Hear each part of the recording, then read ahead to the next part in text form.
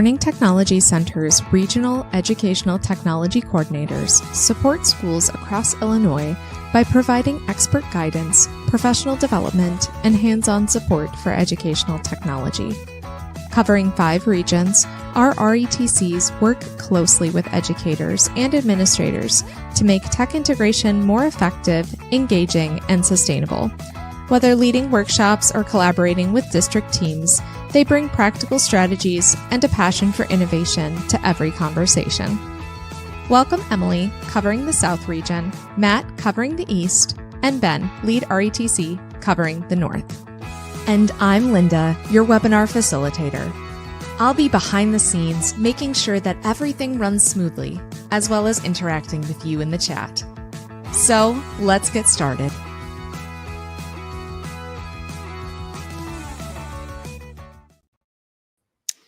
Hey everyone, thank you so much for joining us today on these EdTech updates as you get ready to start this new school year.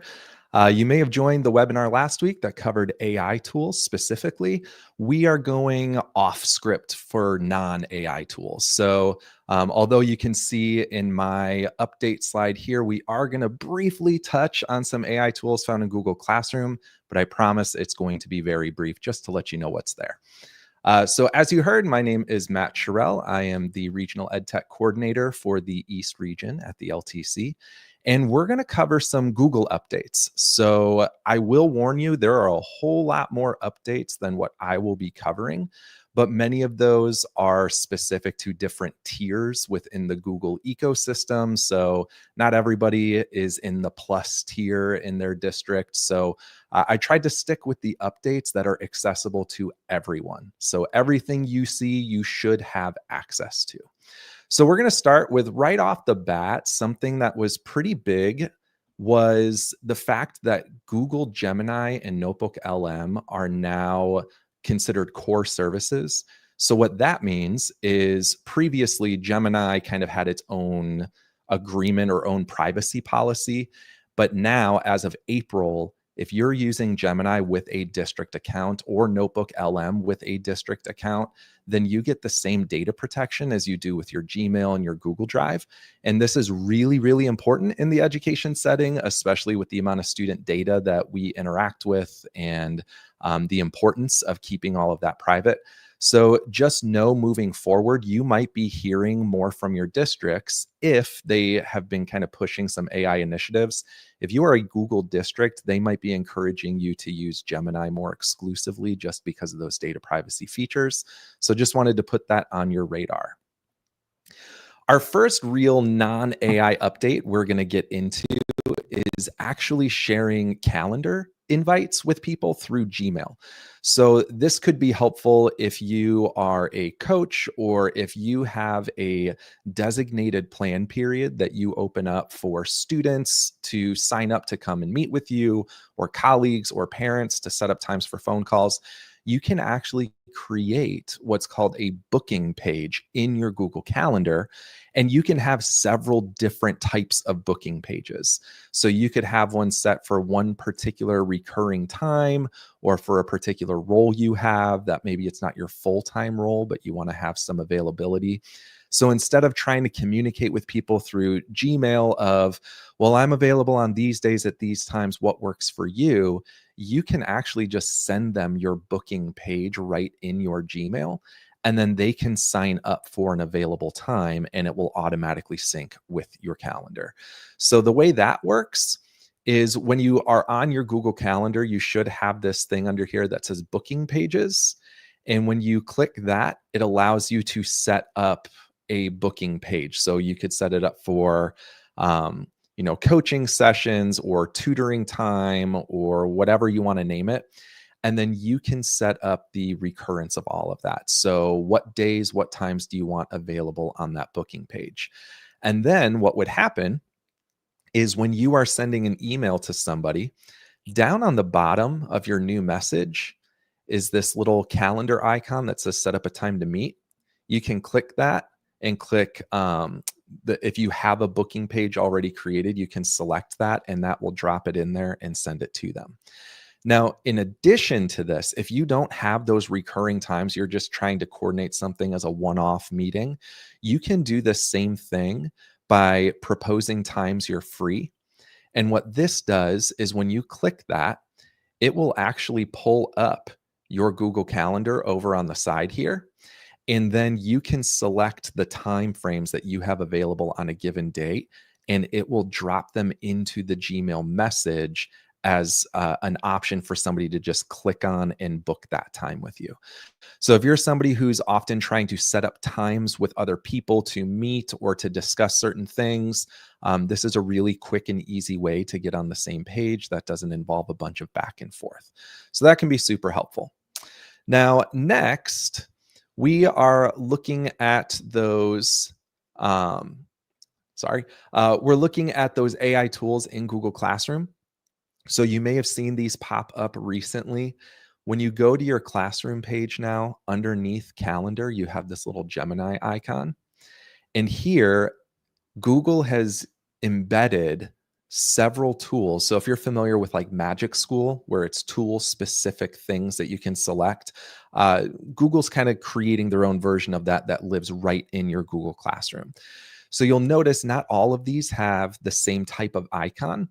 So these ones with these little Gemini diamond-like icons, that's telling you it's actually going to take you to the Gemini app because this is a pre-made gem. So they have a version of Gemini that is pre-trained to help you brainstorm real-world examples. So when you click on that, it's actually going to take you to Gemini and launch that gem. These other ones, like outline a lesson plan, these are tools that will keep you in Google Classroom and allow you to build those things out. So again, if you're familiar with Magic School, it's very similar to that. I would anticipate even more of these tools starting to get integrated as time goes on. You might see more and more options start to pop up. So just wanted to point that out. Even though this is AI specific in this particular webinar, we're not focusing on AI updates. This is something you may have seen in your Google Classroom and you're just kind of curious what all of this was. So those are the Google Classroom updates there. Now, we're going to get into some new features within slides that aren't brand new. They actually popped up last school year, but not everybody was familiar with what it was or has explored it. So what this is let me exit out of my presenter view here. So now you have this little side panel on the right here, and you have this thing called building blocks. And what this is if you click on that, it has pre-created slide types or stickers or headlines or graphics that you might commonly use within a Google Slides presentation. So for example, if you wanted to bring students' attention to something on a slide, you can use these phrases like brand new if you want to alert them, hey, this is on our agenda slide, but this is a new item that is new for today. You can just go to the building blocks, click brand new, and now it's dropped right in your slides and you can alter it and work with it and put it wherever you want. So you have that with things like phrases. There's quotes. So if you're wanting a specific type of graphic because you want to include a quote from a historical figure on a slide, you can select this, pick the item that you want to use. It drops it right in your slide, and then you can edit it from there. So these are cool little, as they say, building blocks tools that just live right there. It's similar to Canva in this way, if you have those additional elements in the side pane, and now it works with Google Slides. So those are some things you might want to try out or at least keep an eye on. Now, in addition to that, we also have new templates. So if you are somebody who was getting really bored and over the same like 10 or 15 Google Slides templates, they did add a whole lot of new ones. So if you click in that same side pane, click templates, there's a whole lot new templates that you can use with different slide styles. So if you want to give yourself a certain design to start with to build your presentations off of, that's a great place to start. So all of this lives right in Google Slides, something you're probably very familiar with, but some new elements that kind of give you some new tools to play around with. So finally, our last update we are going to talk about is actually in Google Docs. And again, this isn't a brand new one. This popped up last school year, but a lot of people overlooked it. And this one, it's a small change, but it's actually really exciting. And this is the ability to create tabs and subtabs within a Google Doc. So the way this works is over in your left pane view here, you can add all different types of tabs, and it's like having a new document, but it's all living in the same Google Doc.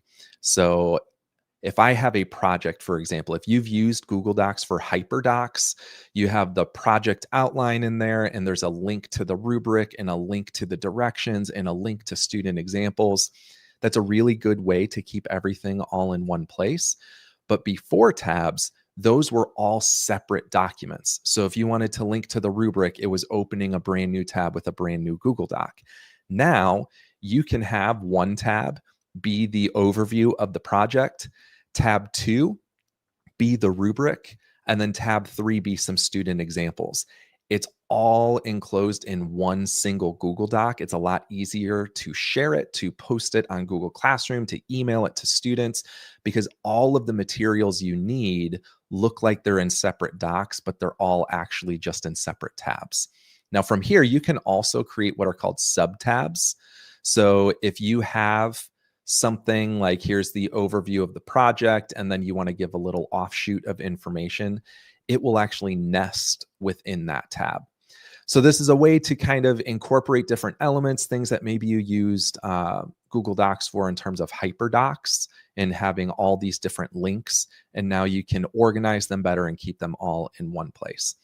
So again, this is a small thing, but it's super helpful. I know, being a former middle school English teacher, it would have been really nice to be able to put the story that students were reading on one tab, and then the questions they needed to answer on the next tab, and then the rubric on the third tab. So everything they would need for a single project was right there where they needed it, instead of having to open up several tabs within their Chrome browser. So really cool thing that maybe you already know about it and you know how amazing it is, or it could have been something you overlooked, which a lot of people did, because Google loves to drop these updates without making a big announcement about it. So I just wanted to bring that to your attention, something small but really cool. So that's it for me in terms of the Google updates. We have the amazing Emily Flock up next, and she's going to talk more about updates to Canva. So I'm going to hand it over to Emily. Thank you, Matt. I absolutely love the document tabs and subtabs. I'm like tabbing everything up. The only thing that I don't love, though, is that you have to print each tab individually. So if you're planning on printing the document, the tabs, it's more time consuming because you can't just print all tabs. You have to go page by page. But anyway, someone mentioned in the chat that a lot of the new slide updates look like Canva. And I'd have to agree, they really do. Which is a nice little transition into my topic, which is Canva. And, you know, this whole session is about no AI, which is super refreshing because a lot of our work right now is AI. But honestly, it was really difficult to find features to share with you all that didn't include AI, because Canva is just so integrated with AI right now. But I think I found some stuff to share with you that's not AI, so we can all take a breather from AI. So I am in a slides presentation, but I'm in Canva. So here I have my presentation, and I'm just going to kind of go over some of the tools. I have screenshots for you, so if you need to reference this later, I know Linda will be sending this out so that you can tinker around in Canva. So the first thing I like to show people is presentation tools. This is something Google does not have. So I'm going to go ahead and put my presentation into full screen so you guys can see how this works. The beauty is down here in the bottom right-hand corner. I can zoom in and out. So if I'm doing like math problems or something on my board, I can do that. I can even write on the page as well. I know most people have interactive flat panels, but you know, if you want to do things on here, you can. Another thing I absolutely love is these magic shortcuts. So I can actually blur my screen so that students, it's like, hey, eyes up here, quit looking at my slides. Or maybe you have a rambunctious class and you can quiet them. I don't think you guys can hear the sound, but it actually made like a shush noise. If you want to, you know, throw some excitement at your students. You can do some confetti. I don't know if a mic drop thing, but you can do that too. And then you have in there. Another thing that I love is if you click the three dots, you can grab a quick timer. So no more going to Google and saying, make me a quick timer. You can just build it right there on the slides and give kids work time. And then the other one that I really love in this presentation mode is the share remote control. So I can grab my phone, I can scan the QR code, and then I'm controlling my slides with my phone, and I get all of the magic shortcuts too. So I absolutely love that feature of Canva with their presentation stuff. I'm going to keep moving. And so, I had a slide for this, so you guys can look back on this later. The other one I love is polls and quizzes. Again, something that Google doesn't have. And so here we have a poll. This does update live. Sometimes it's slow to update. So if you're like in the middle and you kind of have to refresh your page, but here you can do a quick poll with your students to gauge, their understanding of a topic or have them vote on something. And then you can also do a quiz, which you actually do mark one incorrect, or I should say you mark one correct. So what is the best day of the week? This person marked Sunday. Clearly, it's not Sunday. Clearly, it's Friday. So that is the best day. That is the correct answer. And what's nice too, and I have to exit out of my view here, is when I click on these, I can click on responses, and then I can see who responded what. I can view those responses, and I can actually download them or link to a sheet. So I have those there. Same thing with this one, especially if it's a quiz and you want to do like a quick check for knowledge at the end of your lesson, see if kids got what you were preaching the whole time. You can click on responses and you can see who answered what and who got it correct and who did not, and kind of gives you some percentages.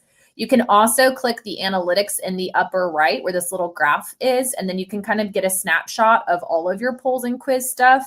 So I can see my responses, who responded what. I kind of like this view better, so that's why I have to show people that. So that's polls and quizzes.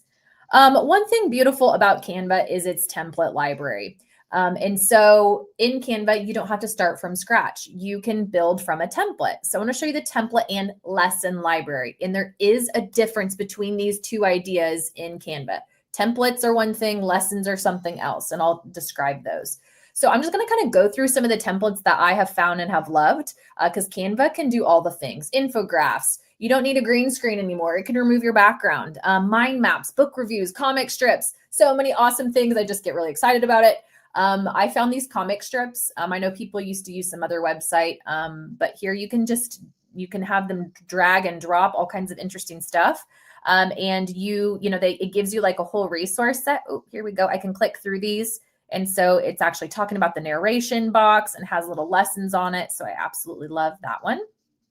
We also have comic strips and graphic novels. So you could have students, doing object labels in a museum, or the plastic dilemma if you're doing like some kind of PSA. I don't know if you can even hear this, but you can also kind of set up like almost like a flip grid, where here I have a discussion question. And you are able to identify who is more responsible for combating climate change: individuals, businesses, or governments. What action should each group take? Each kid can do their little video and then drop it into these like little cloud things, because those will take the shape. And so you kind of have like a template for students to drop their responses, and you could have everybody kind of sharing their thoughts on the discussion question. Here's kind of another brainstorming class discussion type thing. You can use whiteboards to drag Post-it notes. There's tons of storybook templates, which is awesome. So here's Emily, the space woman. I dropped my picture in there, so I got to go to space. You can have kiddos displaying artwork. And again, I just got all of these as templates. So it's like, don't be paying for teachers pay teachers anymore. You can do this for free in Canva. Podcast, I know you can't hear this, but I could do like my podcast, starting thing. And then there is a podcast actually playing in the background. I can record that in Canva.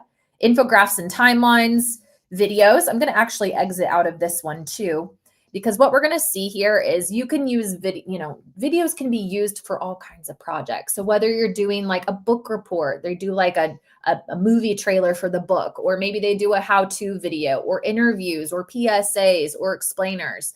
Like, let's say this kiddo right here, he has this video of him walking, maybe he's walking around your school campus, and he's explaining about the music in New Orleans and talking about jazz music, and he's explaining this.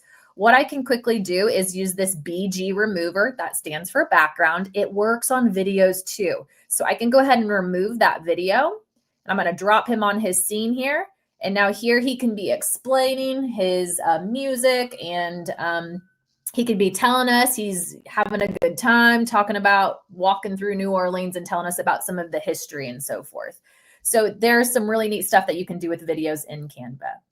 And so again, where did I find all of this? I found it in the template library. And so I'm going to click around so that you guys can find out where this is at. I think it's best to just go to the main Canva homepage. And then on your left-hand navigation, when you click templates, you have some options up here at the top. I tell people filter out by education. It does make a difference because then you can also filter out by subject, grade, or resource type. And so, if you're working on infographics and you click on that, it's going to give you just the templates that are infographics. I could even make this first grade. So now we're going to look at some different things in there. I'm going to go back to templates. And again, I just went to templates, education, and then you can filter out by subject and grade. Some people I don't think realize that there are subject area stuff too. So if you're a science teacher, you've got some science specific things. I might still have the kindergarten filter on there, but I love the templates library because that's why I got all of the things that I just showed you.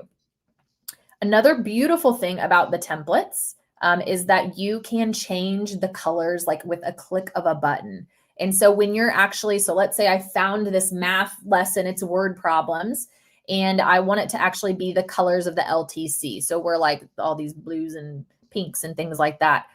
When I'm in the design tab, so I'm right up here, when I'm in the design tab, I can go to styles right here, and I can quickly swap out my colors.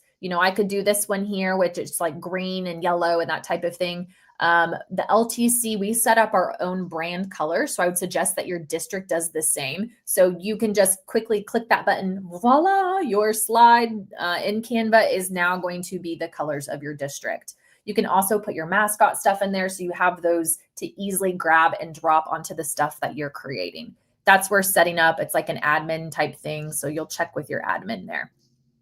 Now I told you there's a difference between templates and lessons. Lessons, again, are in the education section, and you search by resource type of lessons. And so I have a screenshot here. I had education, resource type is lessons. These are different. You can see here, I actually have a set of like 5 different resources, and you can see here with the lesson preview, and then I can say, use this lesson. Normally right here, if it's a template, it'll say like, use this template, but we're going to use this lesson so that way you guys can see.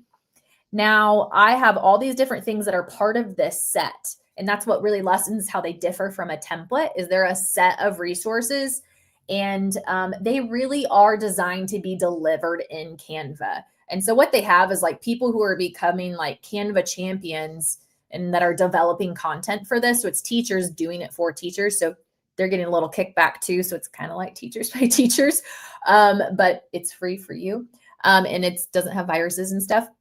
But you can designate whether the activity is a resource. So maybe just your slides are a resource. They're just going to click through them. And then solo work. This is where they actually have things that they have to do or edit. And then you assign that lesson in Canva. So there's like this big purple assign button. I'll talk more about classes and stuff like that, but you assign the lesson, and now they're going to go through each of these 6 different activities regarding scale and surface area. If you're not sure how to create classes in Canva, I did include a slide for you to reference later. You go to your settings of your profile, you go to people management, and then classes. I actually checked this morning and I could not import Google Classroom classes, but I used to be able to. So I'm not sure if you can do that anymore. I think districts probably can. We're set up a little bit different, but you can just email the link out to your kiddos and then they'll be added to your class. So these lessons, again, different than templates, are managed in Canva from the classwork tab. So on the left-hand side here, I have classwork. And here you can see all these different lessons that I've done. Here's that scale and surface area one, but I do have some other lessons that I've done. The classwork, I have my assignments that have been there, things to review. So things students have turned in essentially in Canva, and then things I have already reviewed. I can click those different menus. So I'm going to move forward. This is what it looks like from a student's perspective. So students have access to the design tools in Canva. And so here you can see they've already completed the slides. They've already done some other work, and now they're doing this gift wrap math where they have to take these shapes and then they have to draw the net of the solid and then calculate the surface area. They get all their tools. So you can see that I drew on here as the student. When I'm done, I just click this purple send to teacher button. And then on the teacher's end, where I showed you earlier, to review, it will land in there for you to take a look at it. So that's how it's kind of managed in there. I will say it is still a little clunky. They're working hard to get this cleaned up. Even within the past 6 months, it's gotten better, but it is still a little clunky. But from a teacher's perspective in the lesson, you can see the completion rate, your student status. You can add feedback. So you can see this box down here. So this is me like grading that surface area assignment. I can actually put a comment like, hey, great job, or hey, you need to do this again. You didn't actually complete it. I can ask for a resubmission. It'll send like a notification to that student. They can resubmit and then send back to teacher, or I can mark it as done. What's kind of missing from here is like the grading aspect. So you don't have like, you can't add like a letter grade or a number grade. You'd have to continue to do that in your Google Classroom or wherever you're doing your management of your grades. All right, so moving on to the next thing. Another thing they added not too long ago is that you can put multiple formats in one design. So think of this like if you're in the Google world, you could have Google Slides, and then the next slide is a doc, and then the next slide is a sheet, and then the next slide is whatever you want it to be, a video, which is awesome. And so to do that, whenever like if you're in a slides presentation, you just click this little up arrow, and then it gives you this like choice board of what you want the next slide essentially to be. And so let me show you that here. So right down here, again, you get to decide what that next slide is at the end of your presentation. You just click it, and then now I get to choose. One thing I also want to share that's new is that, oh, what am I doing here? That somehow I got switched here. Okay. Anyway, but I now can put sheets into slides, which is beautiful. So you can actually get some editing, like some of the other additional elements that you had. I will say it's not as robust as Google Sheets. I might still like Google Sheets better, but it's something to explore and something different to try out. Another thing I like to tell people about is sharing content and importing existing content. Because when you start to love Canva, you're like, okay, now I want to take my old slides and I want to bring them into Canva so I can modify them. I have the directions for how to do that. So essentially, and again, you'll get this later, but you'll go to projects and then you go to add new, import from app, Google Drive, and you'll have to connect it if you haven't done so. This is literally my Google Drive. And so now I can search for a particular slide deck. So let's say I'm going to go ahead and click these slides. I'm going to upload them. So it's coming out of my Google Drive. You can see it's uploading right here. And then once it's done uploading, I'm going to be able to click on that and I'm going to be able to edit it just like I would. So you can see actually I had Pear Deck on that particular slide. I can now edit these slides in Canva. Then if I want, I can send them back to Google Drive. So I can go to share, I can go to see all, and I can go save to Google Drive. And then this is my Google Drive organization. I can click where it needs to go. Now, one thing I will let you know is that the fonts in the formatting doesn't always stick when you go back to Google Slides. So you might decide how you want to do that. But for something simple or like a graphic organizer, it might work just fine because then you can just kind of live in your Google world, assign through, oh, there's my button that I was looking for, assign like you normally do through Google Classroom. I'm running out of time, but I do have a few more things I want to share, and that is the shared settings. So that share button, you have an option with people with access. This is very similar to like sharing Google Slides, Google Docs, Google Sheets. It's the same concept. Where it gets different in Canva is if you want people to have their own copy, when you click this share button, you're going to look for the template link. The template link is the make a copy. If you're talking Google terms, it will make a copy for whoever has that link. Another really awesome feature is a public view link. I suggest this to people when they want to push something out like from a district level or like a form. You're like a teacher and you're pushing out like we have a fundraiser or a bake sale or something, and you want it out on social media and you want people to click on it. This is good for people who don't have Canva because it doesn't have like some of the borders and like the navigation stuff. It's just the design, which is nice. And so if you guys want more Canva training, the lovely moderator here today, Linda, actually has a Canva tech trek where you can go on a little hike with her to learn more about Canva. She's got a whiteboard one, which is something I didn't get to talk about. And then Canva does have an amazing design school. So if you haven't checked that out and you want to know more, they make it actually kind of fun to go through that stuff. And then one more fun little trick. You've seen this little astronaut guy. If you right click on your graphics and you go to info, and you go to see more like this, you have a nice little collection so that you can kind of keep your themes the same. So I right-clicked info, and actually he has a view collection, and some of them do. So now you can keep that theme, and I can drag and drop this little guitar guy. Woohoo, he's fun. And I can kind of keep with that theme. All right, that is all that I have for Canva. If you want to bring it to your district, I have some directions on how to do that as well. But now it's Ben's turn to share more creativity stuff because that's what Canva's full of. Ben is going to talk about some great things with Book Creator, Google Vids, Tinkercad, all the fun stuff. But I'll let him take it away. Thanks, guys. All right. Thank you, Emily. Yeah, we are going to talk through some creativity and things today and what you all can do to help bring in some creative tools into your classroom. And I did not know about the whole right click to find more objects in Canva. That's pretty cool. So when I was tasked to do my part of the presentation, Matt and Emily took all the fun stuff that we get to talk about that's not AI. So then I was like, well, what can I talk about? And I went back to the well. I went to Google and I told Matt he couldn't talk about this topic because I think it fit better into my creativity part of this. So I'm a big proponent of creativity and having kids express themselves in a creative manner. And from the time I started teaching with technology back in 2011 and 2012 with iPads, one of my favorite things to do was to have kids create videos inside of the classroom. But we were using iPads, and that's inherently a lot easier to do video creation. And then when the world kind of switches away from iPads and goes into the Google verse, it became a little more difficult. There are other tools out there that certainly do video editing, but nothing really was integrated fully into the Google ecosystem. Previous to Google Vids being announced, I was a fan of Canva and using the video editing tool in there. And it's still very, very good, and you can get very elaborate in it. But one of the things that I really like is that Vids is now available for everybody, and it's free, and it's a part of all of it. And it's really cool. I actually have been using it the last week or so. So just to give you an idea of what I've been doing, I have to make a presentation or a video for ROE 35, which is in kind of the northwest corner or southwest corner of my territory.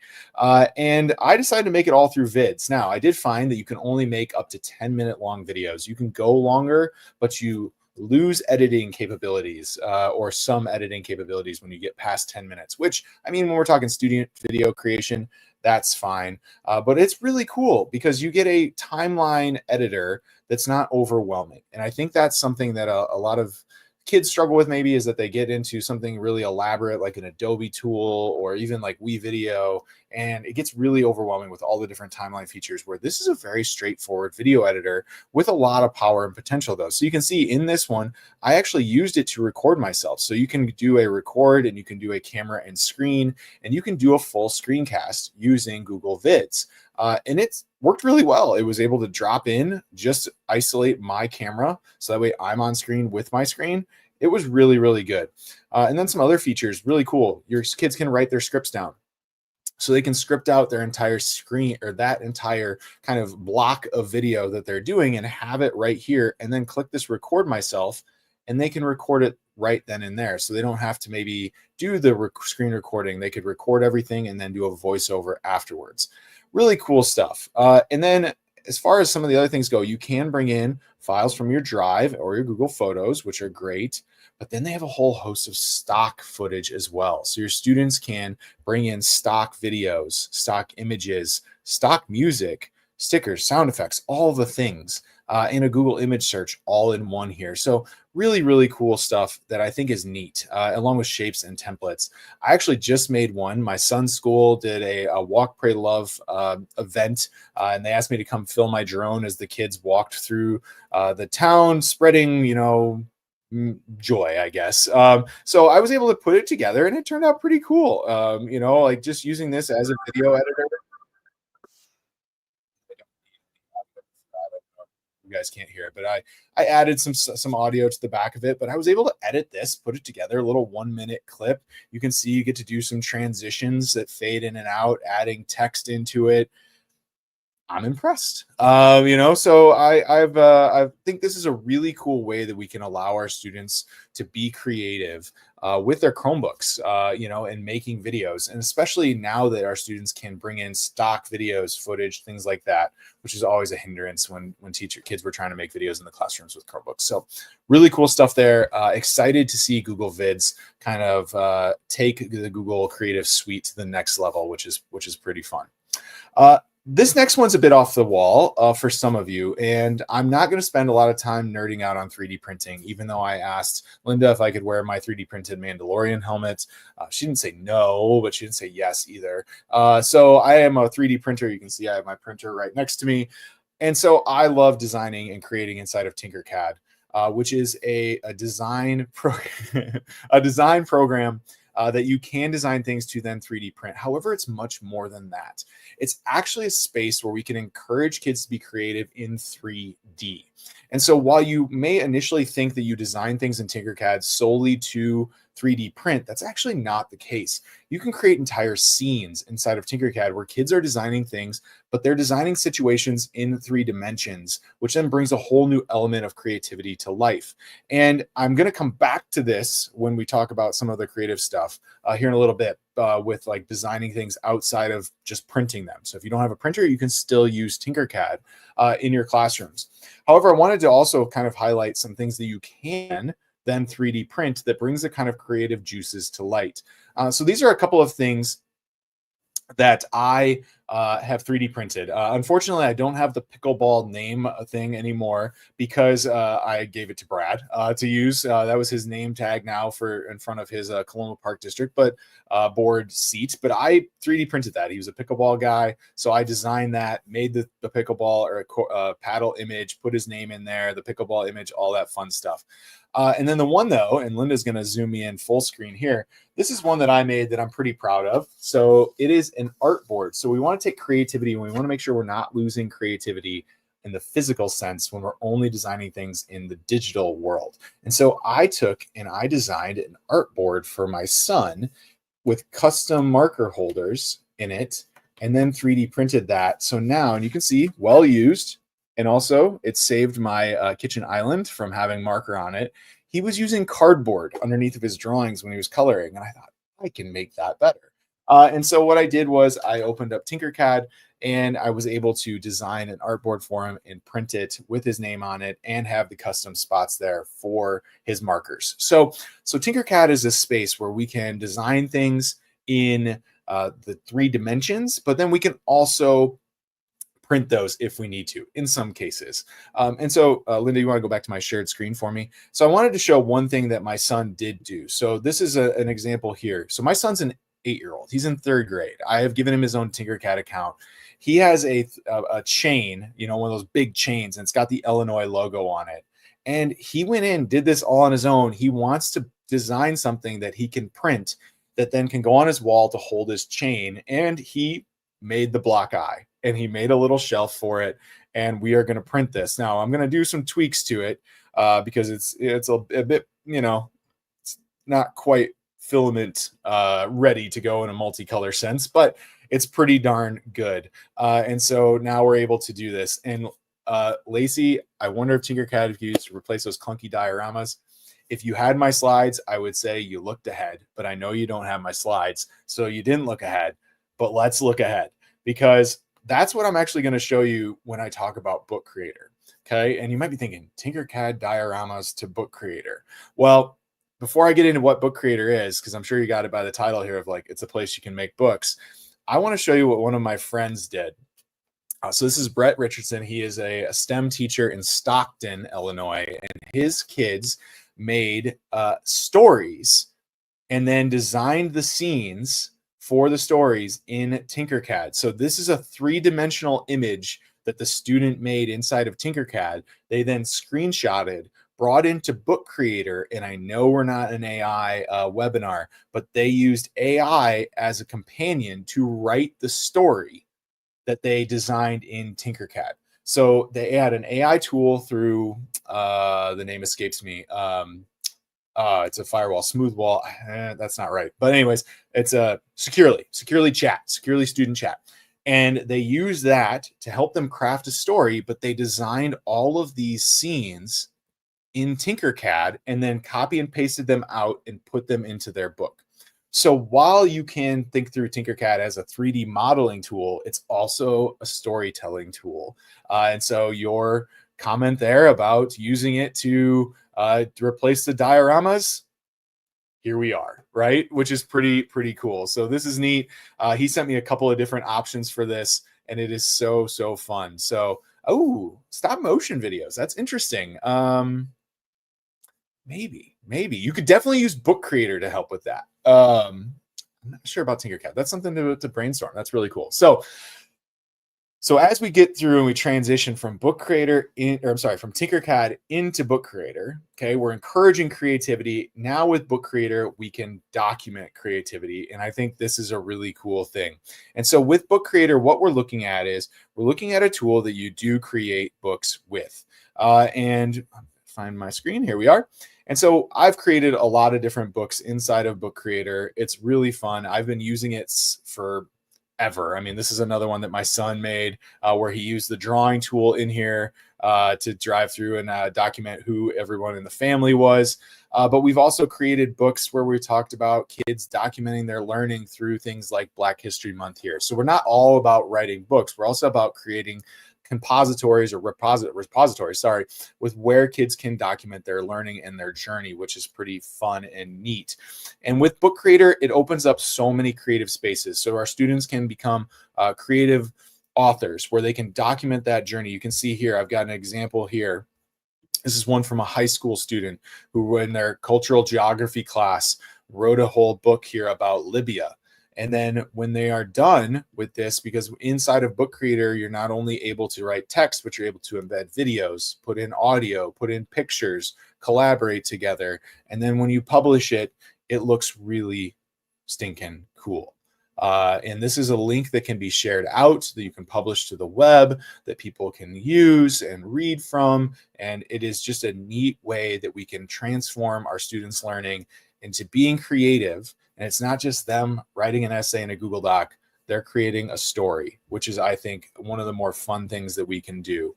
And it's not just about the storytelling in here. It's also about to be able to share things. So my last example here is from my friend Tammy Domenbaugh, who's from Lena Winslow. And she had her 8th grade students create a Lena area business book. And what these students went and did is they went through and talked to all the different businesses in town, and then went through and documented information on each one of these businesses that then the students could then share out. So the students were tasked with going out and learning about local businesses and creating a page in the book, it just turned out so neat, like for a small town USA thing here, and being able to create inside of Book Creator. I love it. I love this tool. I've been using it, like I said, since 2012, and it just continues to get better and better and better. In fact, they just announced that Cami and Book Creator are merging together. I've been using Cami since 2015. It's like 2 of my high school friends have gotten married now. So exciting. They're just together and it's great. And they're going to have a lot of, we're going to have fun. So anyways, Book Creator is awesome. And I hope you guys can see this is a cool way to get kids to publish their thoughts and their learning. Now, I would be remiss with all my 3D printing surrounding me, as I'm almost getting gong showed off by Linda here in the background.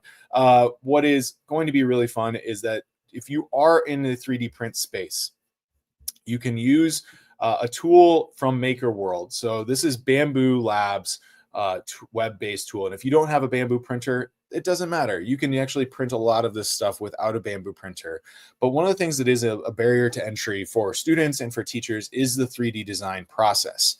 Well, you can create really cool custom things inside of Maker Lab. So when I was thinking about being creative, I would be remiss if I didn't discuss one of the more creative things that exists out on the internet that turns digital creativity into physical creativity.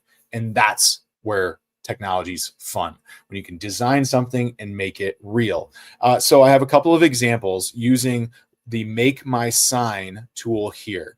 And so when I designed something in Make My Sign, I actually designed bag tags for my golf trip. And so I designed it in here. You can see what it looks like. And then Linda, if you want to cut to me, here's what it looks like in real life. So all of my friends got a custom bag tag that went on my golf trip with our golf trip's name on it, with my name on it, or with their name on it, and our logo and our trophy on it as well, which is really cool. I've also designed coasters with the Grip It and Rip It logo on there and the name. So I've got that. All sorts of fun stuff. Ball markers, made those. And then light boxes. Made those. These light up. It's not plugged in. You can't see it, but it does light up, and it's really fun. So when you're talking through using creativity and using tools, one of the things that can make creativity really come to life is if you have the ability to share it, right? And that's what we can do with Book Creator. That's certainly something we can do with Maker World, is to create things and then share them out. And so hopefully you found some really cool creative ideas here between vids, Book Creator, Tinkercad, and Maker World that you can really bring creativity to life in your classroom. So thank you all for being a part of the webinar today. My RETC team is awesome. I love these guys. They are super hardworking. They're good at what they do. We're just missing Lisa and Eric, but they are a good crew to work with, and I'm lucky to be a part of an inspirational team like this. So thanks for watching. Linda, over to you. Hey, thank you so much. I'm actually going to bring everyone back on stage for our last bit of our webinar today. So just a little bit of housekeeping. First of all, show some love to our presenters in the chat. Thank them so much for being here and sharing all of their awesome tools and expertise. I feel like I learned a ton of things that even I didn't know, like some of the Canva stuff that Emily was sharing, and some of the like template designs and slides that Matt was sharing, like a bunch of stuff that was just brand new for me today too. And then some resources just to follow up if you're looking to continue your learning. Like Emily mentioned, I do have some Canva tech treks. So tech treks are our like go on a hike with us, get hands-on with the tool workshops. They're all virtual. You can find all of our recorded tech treks for Canva on our YouTube channel. Just search us at Learning Technology Center, all one word, and you'll find all of our recorded Canva tech treks. And then if you're brand new to Canva and you want to get started, like I've never used it before and I'd like to get my toes wet, you can visit ltc.site/webinars. I put that in the chat, and register for our upcoming tech trek called Getting Started with Canva. And that's coming up just in the next couple weeks here. And you'll be with me hiking through Canva. So check that out and join us if you'd like. If you're interested in more 3D printing, we actually had Ben on an episode of the podcast that just dropped earlier this week, and it's 3D printing 101. So what models to buy, what are things we should consider, what are some different projects and just things you'd want to know getting started with 3D printing. That is available for us. Yes, Ben, I totally said you could wear that. So that's available on our YouTube channel as well. You can visit us at Learning Technology Center on YouTube, and you can find all of our podcast information. So feel free. And then finally, Matt actually has an upcoming Google Updates webinar, which is going to go over all the Google updates, as much as we can cover in an hour. So if you're a Google school or a Google person and you're like, man, I really wish I knew more about the updates on Google besides just what we covered in this 15-minute kind of breeze by, then you should visit that link that's in the chat, the ltc.site/webinars, and you can register for our upcoming Google updates. So again, we'll just go over all things Google. You'll be able to ask questions, and it'll be a great time. So I think that is everything in terms of where to go next. If you want more resources, if you want to keep going with some of this learning, we're here to support you. And otherwise, I believe we have no more questions in the chat. So it is time to say goodbye with 5 minutes left, give people back some time. So I'm going to go ahead and sign us off. Everyone wave goodbye. Have a great night, everyone. Thank you for being here, and we'll hopefully see you on the next webinar.